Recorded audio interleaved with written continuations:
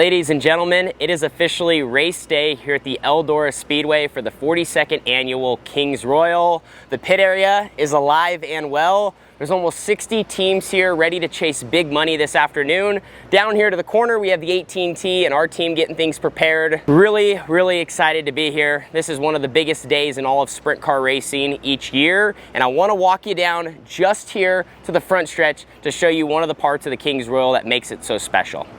See, in this spot right here, we have the red carpet, we have the throne. This is where the winner of tonight's event will be crowned. See, that's one of the most prestigious parts of this entire race. They have a past Kings Royal champion come in and literally crown you as the Kings Royal 42nd annual event. You get a $200,000 check. Now, to be sitting up there on those steps on that throne, that would be a dream come true for a driver like myself, and one of my goals on my bucket list of races to win in this sport. So that's what we're going to be chasing. Now I want to take you back up here behind the front stretch grandstands to show you one more important part of the Big E. Well, before we get the Kings Royal underway, we had to stop by the statue up here on the front straightaway. This is Earl Baltus and his wife. If you didn't know, the Eldora Speedway, this was Earl's field of dreams. Built here in Rossburg, Ohio, and is now turned into one of the most famous racetracks in the entire world. Really cool to be here, really cool to be a part of the Kings Royal, and now it's almost time to chase $200,000 this evening.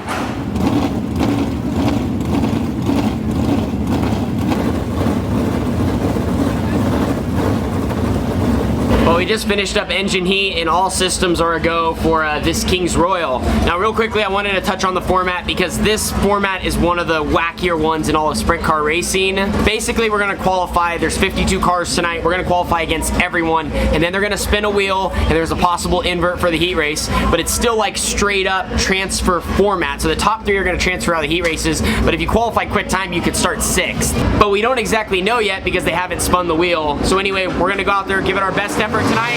You can hear cars just getting ready to go now. We're going to be climbing in and bring you along for every moment of the action.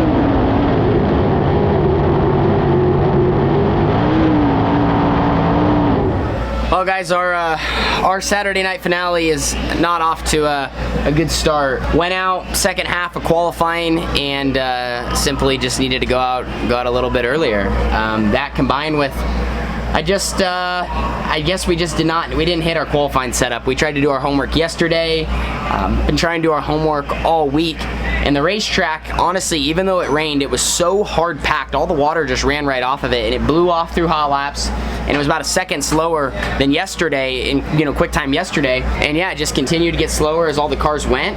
I don't think that we maximized when we went out to run the best lap possible, but it definitely didn't help going out 30th or 31st, so the track just hit like a weird spot, and then it just like fell on its face, and it was really tough for guys to shoot even into the top 10. You've seen a lot of guys like 25th quick, 30th quick, 22nd, like just kind of bouncing all around, then guys be like 40th, and so I think we were 43rd or something. Yeah, really sucks. So that's a hindrance to start our night, but we're gonna make a couple torsion bar changes and move some corners around and just kind of throw something new at this here to try to give ourselves a chance in the heat race. The good news is the track is slick, so there might be some good opportunity to pass.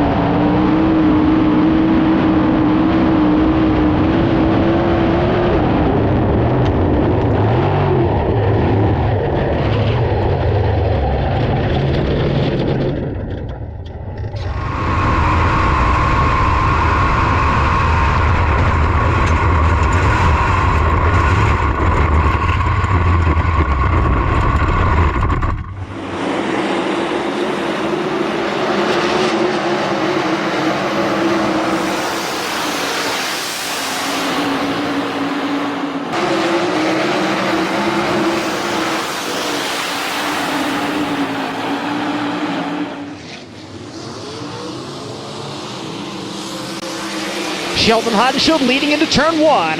Rico Abreu right behind him. James McFadden climbs to the top of the speedway in 1 and 2, coming after Madsen for third, and Madsen gaining on Abreu for second.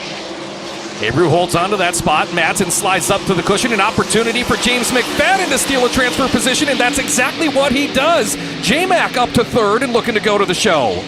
Tanner Holmes down low to the inside of the 55V of Madsen. A 3-car battle for fourth as Abreu now out of turn 4 will take the lead. And as you're watching that, Buddy Kofoid with a big move, and he moved up a couple of positions, 3 wide, or 3 cars battling for the final transfer spot. Tanner Holmes suddenly in that mix. Rico Abreu leads to the white flag. 1 lap remaining in the NOS Energy Drink first heat race in the transfer spot. Up for grabs into turn 1. Tanner Holmes looks to the inside of James McFadden. Holmes has the spot, at least momentarily. Final set of turns. Rico Abreu is going to take the checkered flag. Sheldon Hodenshield second. Final transfer spot up for grabs at the line. It's the 21T of James McFadden. Dang, guys, super frustrating there. Started 8th, put together a heck of a charge. Got to third on the last lap. Executed my game plan of running down low. Once I saw some opportunity down there, got to third down the backstretch, and McFadden just got around me off of 4. So, I don't know. I just, I barely got, I got a little stood up getting into 3. Probably screwed that up there. Otherwise, I still got through the corner good, and he just barely got around me by a car length or half a car length. So that's frustrating. We almost were locked right into the King's Royal. Now we're gonna have to come through the front of the B, but gosh, man, that just hard to, it's key for us to be in these shows, so it sucks to have something like that just slip through your fingertips, but proud that we were good enough to pass those guys, catch them all kind of off guard. We got to work on our race car. We're not good on the top. Like, I just can't get in. I just kind of get down and out, and then I'm sliding across the track, and then I get like all stuck tight on exit and just not balanced up there, but on the bottom I could kind of make it work a little bit more. So anyway, we just got to keep going to work. We got a lot of heat races to watch and get prepared for this key B main event, get into this big show.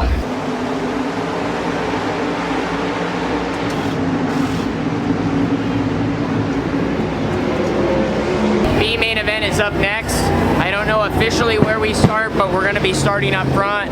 4 transfer into the King's Royal, 15 laps. I believe we got what we need.